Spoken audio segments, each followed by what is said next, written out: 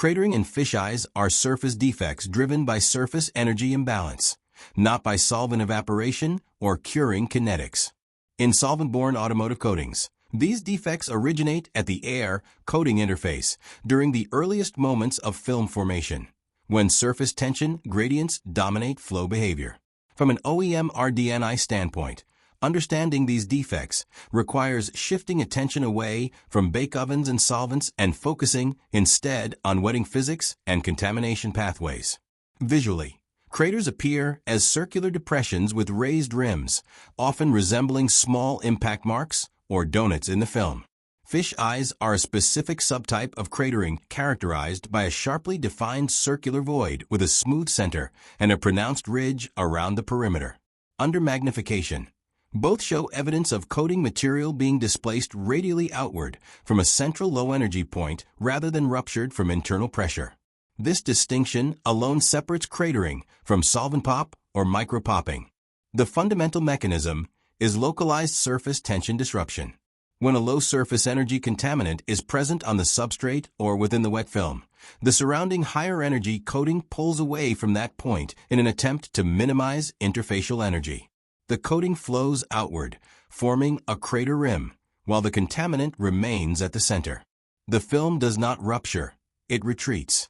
This is why craters often have smooth bottoms rather than jagged edges. Silicone contamination is frequently blamed, but in reality, any material with sufficiently low surface energy can cause cratering. Common sources include oils from compressed air lines, grease from conveyors, plasticizers, mold release agents, surfactant residues, polishing compounds, or even incompatible additives migrating to the surface. In some cases, excessive or poorly selected wetting additives can themselves become the source of surface tension imbalance. Timing is a key diagnostic factor. Craters and fisheyes form almost immediately after application, often visible during flash-off. They do not suddenly appear during bake like solvent pop. If a defect is visible while the film is still wet and then partially levels, but remains visible after cure, cratering is the likely mechanism. If it appears only after oven entry, the root cause lies elsewhere. Film build influences crater appearance, but does not create the defect.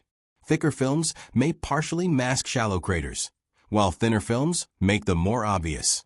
However, increasing film build to hide craters is not a valid solution and often introduces secondary defects. Surface tension imbalance must be corrected at its source.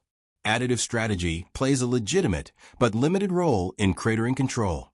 Anti-crater or wetting additives function by lowering overall surface tension and improving substrate wetting, allowing the coating to spread more uniformly over low-energy spots. Silicone-based and fluorinated wetting agents are commonly used, but dosage control is critical. Underdosing has no effect, while overdosing can lead to new defects such as edge pullback, intercoat adhesion loss, or print sensitivity. Additives can improve robustness, but they cannot compensate for severe contamination. Process hygiene is therefore the dominant preventive strategy.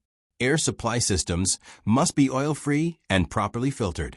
Booth cleanliness must be maintained to prevent aerosolized contaminants. Substrate pretreatment must remove oils, surfactants, and residues effectively. Even small lapses in cleaning protocol can overwhelm any additive package.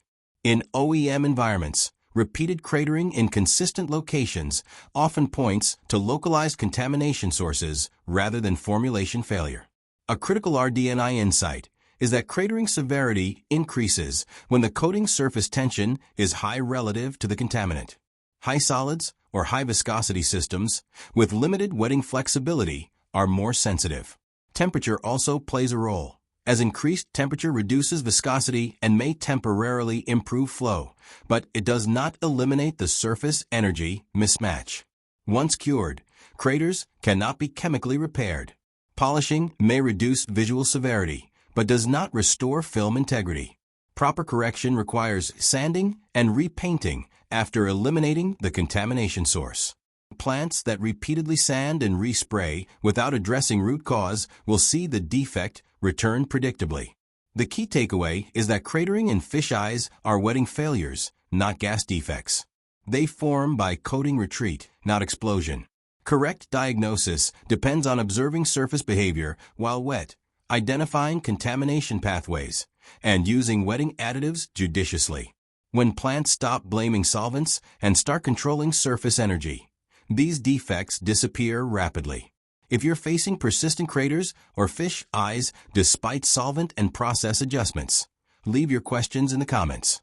In future episodes, we'll walk through real OEM contamination case studies and how they were permanently eliminated.